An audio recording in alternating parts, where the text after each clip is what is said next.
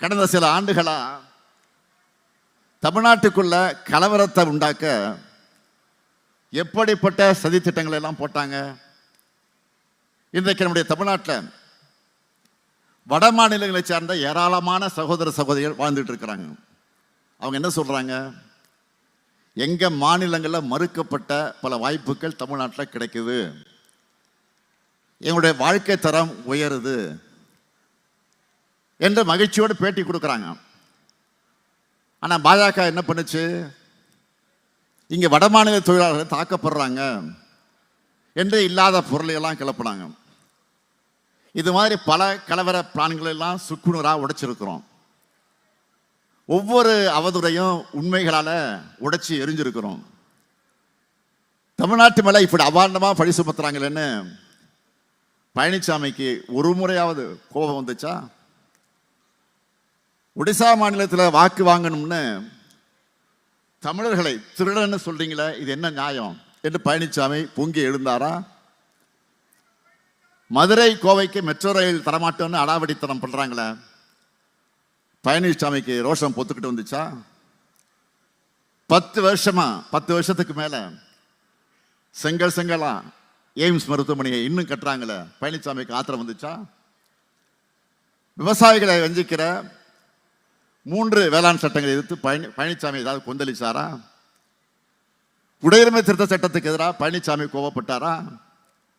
இப்போ கூட மும்மொழி கொள்கை பேசுகிற பாஜக எதிர்த்து போராடினாரா?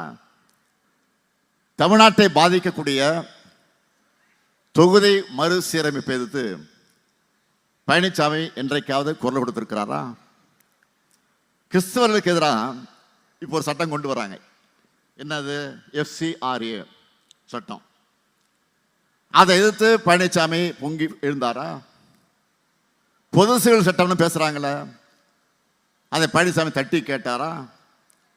இப்படி தமிழ்நாட்டுக்காகவும் தமிழ்நாட்டு மக்களுக்காகவும் எந்த குரலையும் எழுப்பாம, எந்த முகத்தோட வெட்கம் இல்லாம வாக்கு கேட்டு வராரு பழனிசாமி.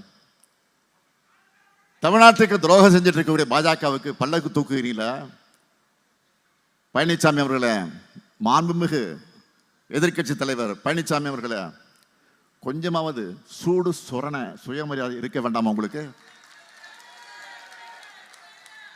பாஜகவுக்கு பாதம் தாங்கியா இருந்து துரோகம் செய்யறதுனால உங்களுக்கு கிடைக்கிற வெகுமானம் எவ்வளவு வெகுமானம் வந்தாலும் தமிழ் மானத்தை அடகு வைக்கலாமா? கொஞ்சம் நினைச்சு பாரு. பழனிசாமி தமிழ்நாட்டை ஆட்சி செய்த 4 ஆண்டுகள் என்பது ஊழல்களும் மக்கள் விரோத நடவடிக்கைகளும் நிறைந்த ஒரு ஆட்சி காலமாக இருந்தது.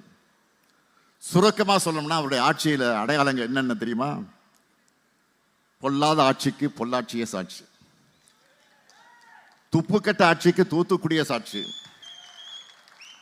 கொடூரமான ஆட்சிக்கு கொடநாடே சாட்சி, கேடுகட்ட ஆட்சிக்கு சாத்தான்குளமே சாட்சி. எல்லாமே நெகட்டிவாக தான் இருந்துச்சு.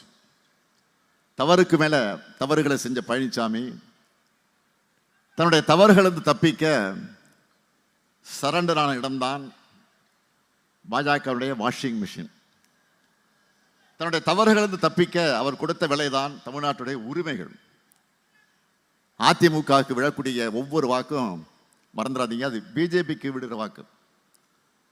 தமிழ்நாட்டுடைய வளர்ச்சிக்கு விழக்கூடிய தடை கற்களது.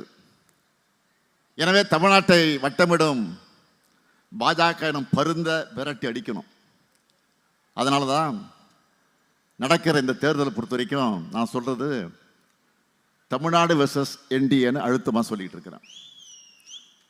தமிழ்நாட்டுக்கு துரோகம் செய்யும் 10 தோல்வி பழனிசாமிக்கு 11வது தோல்வியை கொடுத்து விரட்டணும். டபுள் இன்ஜின் டப்பா இன்ஜின் சொல்லிக்கிட்டு இருக்கிற டெல்லியோட கண்ட்ரோலுக்கு அடிமையில் இருக்கக்கூடியவர்கள் ஆளக்கூடாது.